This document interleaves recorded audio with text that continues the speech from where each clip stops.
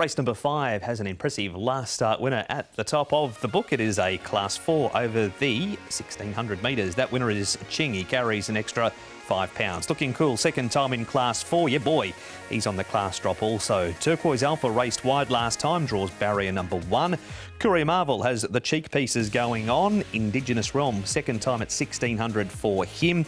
One Heart One has the cheek pieces again. Pakistan Friend, a two-time course and distance winner. And Dragon Pride, Tom blinkers off and the visor goes on.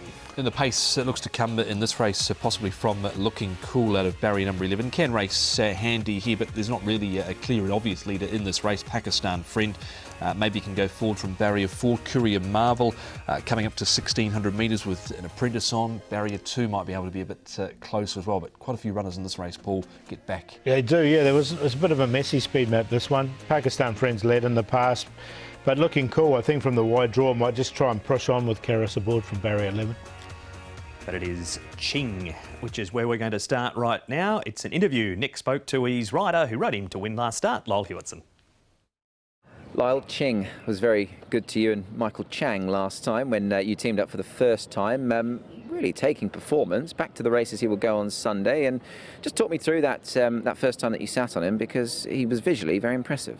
Yes, he's a lovely big horse. He stands over a lot of ground. He's nice and tall, so he's got a bit of scope to him as well. That was obviously his first time stepping up over the mile, and he clearly enjoyed it. I think he did have a trouble-free passage. A lot of horses in the race probably never had as smooth a run as him, but with that said, his runs leading up to that had shown his ability, and with the smooth passage he was able to get it right. He hit the front a bit too soon, being a little bit mentally still immature. He was wondering that last little bit, but I like the way he picked up when he got into the open and went away from them early. And although just floundering a little bit towards the line, I don't think he was stopping. I think he was more just needing the experience. So he would have come on from that as well.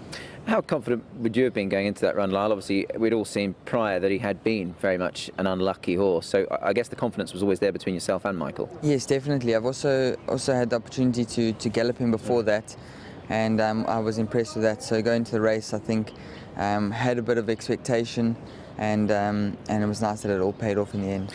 Talking of troubled runs, the horse that actually chased you, Flying Mojito, he runs against you once again. Obviously, you've got to give that bit more weight to him. But that said, I mean, your horse wasn't stopping, so I imagine you're pretty confident to take him on at revised terms.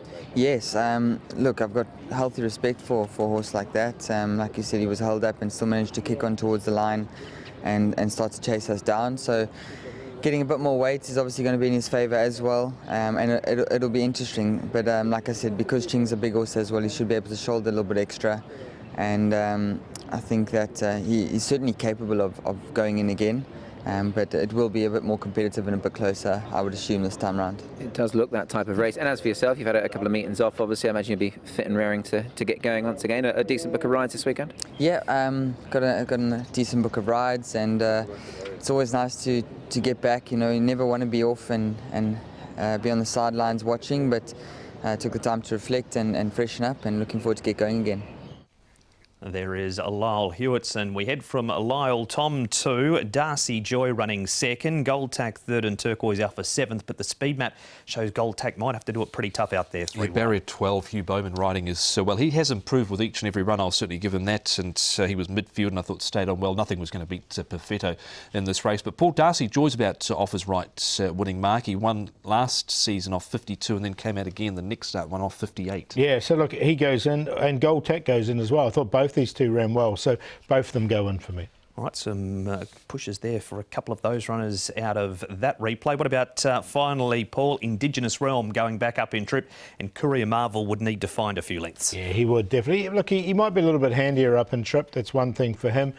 Look, Indigenous Realm, he can be a hard horse to catch. He does seem to find trouble sometimes, Indigenous Realm, just in his running style. But look, he hit the line strongly here in this race. He was right on the cusp for me. Yeah, you can see he's pretty much won from the outside there in the red cap, and he is making ground here behind Unpresuming on the rail. So again, he was running on, but that seems to be what he always does at the moment, just runs on, runs a placing. Okay, that is a look at race number 5.